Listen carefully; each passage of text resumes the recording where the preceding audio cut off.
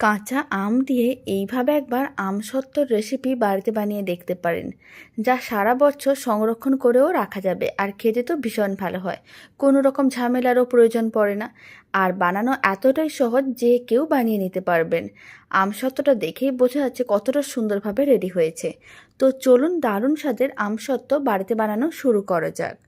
প্রথমেই আমি এখানে দুটো বড় সাইজের আমকে খোসাটাকে ছাড়িয়ে ঠিক এরকমই ছোটো ছোটো টুকরো করে কেটে নিয়েছিলাম। তারপর জল দিয়ে ভালো করে ধুয়ে নিয়েছিলাম। এবার আমি এই আমের টুকরোগুলোকে এক সাইডে রেখে দিচ্ছি। কড়াইতে কিছুটা পরিমাণ জল নিতে হবে, মোটামুটি আমের টুকরোগুলো ডুবে যাবে ঠিক এরকমই জল নিতে হবে। আর তার মধ্যে সমস্ত আমের টুকরোগুলো দিয়ে দিতে হবে। এবার ফ্লেমটা মিডিয়াম টু হাইতে করে দিতে হবে, আর এইভাবে 5 থেকে 6 মিনিটের মতন আমের টুকরোগুলোকে জলের মধ্যে সেদ্ধ করতে হবে। 5 মিনিট পরে দেখাচ্ছি। আপনারা দেখুন কালারটা কিন্তু চেঞ্জ হয়ে গেছে।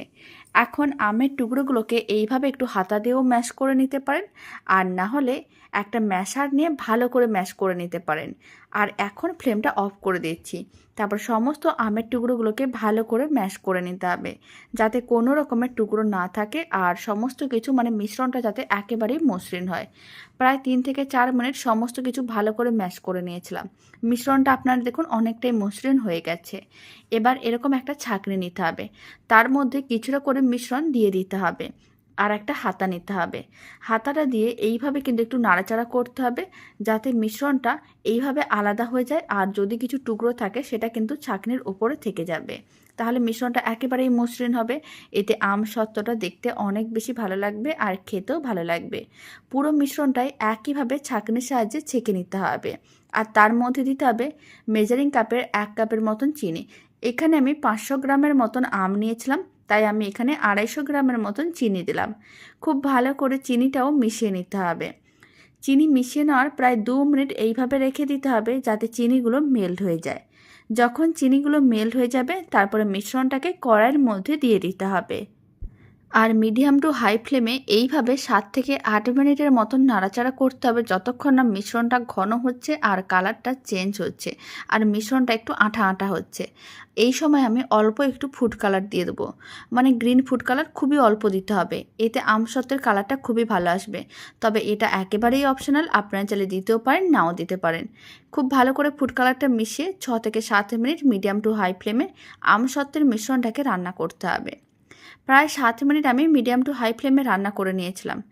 এখন ফ্লেমটাকে অফ করে দিতে হবে, আর এই সময় একটু চেক করে দেখে নিতে হবে মিশ্রণটির থেকে কয়েক ফোঁটা নিতে হবে, আর এইভাবে যে কোনো একটা প্লেট বা বাটির মধ্যে দিয়ে রাখতে হবে।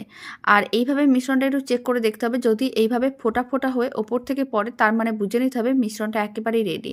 আর দেখেও বোঝা যাচ্ছে ঘন হয়ে গেছে।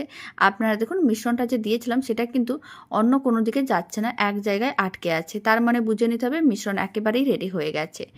এবার যে কোনো স্টিলের প্লেটও নিতে পারেন, আর না হলে প্লাস্টিকের প্লেট, যে কোনো ধরনের প্লেট নিতে পারেন।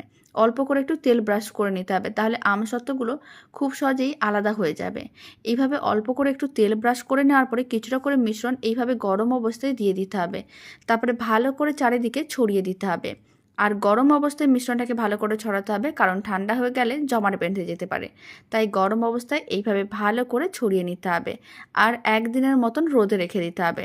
তাহলেই কিন্তু খুব সুন্দরভাবে আমসত্ত্বটা শুকনো হয়ে যাবে।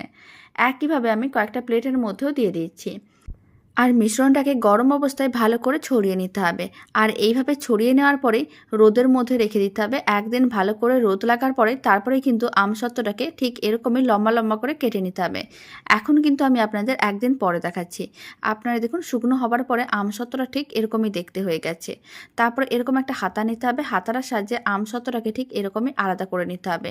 আর কতটা ট্রান্সপারেন্ট হয়েছে দেখেও বোঝা যাচ্ছে। তারপরে আমসত্ত্বগুলোকে এইভাবে রোল করে নিতে হবে।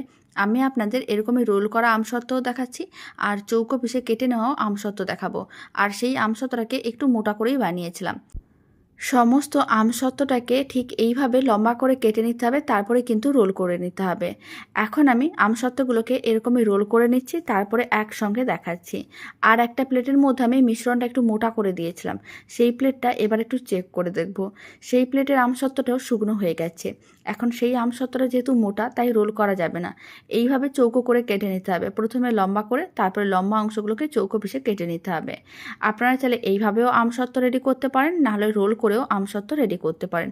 আপনাদের পছন্দ মতন যে কোনো শেপেই আমসত্ত্বটা রেডি করতে পারেন। সমস্ত আমসত্ত্বটা রেডি করে নেওয়ার পরে এবার একটা প্লেটের মধ্যে রেখে দিয়েছি। আর এই আমসত্ত্বের রেসিপিটা শেষ পর্যন্ত দেখার জন্য অসংখ্য ধন্যবাদ। কাঁচা আম দিয়ে টক মিষ্টি এই আমসত্ত্ব খেতে ভীষণ ভালো হয়, আর বানানো তো কতটাই সহজ দেখেও বুঝতে পারছেন। বাড়িতে বানালে কমেন্ট বক্সে জানাতে একেবারেই ভুলবেন না খেয়ে আপনাদের কেমন লাগলো। আর এই রেসিপিটা ভালো লেগে থাকলে আপনারা যদি ফেসবুক থেকে রেসিপিটা দেখছেন পেজটিকে ফলো করে নেওয়ার অনুরোধ রইল। ইউটিউব থেকে দেখলে চ্যানেলটি সাবস্ক্রাইব করে নেওয়ার অনুরোধ রইল। পাশে থাকা বেল আইকনটি প্রেস করে নেবেন নতুন রেসিপির আপডেট সবার আগে পাওয়ার জন্য। তো চলুন ভিডিওটা আমি এখানে শেষ করছি। আপনারা সবাই ভালো থাকবেন, সুস্থ থাকবেন। আপনাদের সঙ্গে আবার নতুন রেসিপি নিয়ে দেখা হচ্ছে।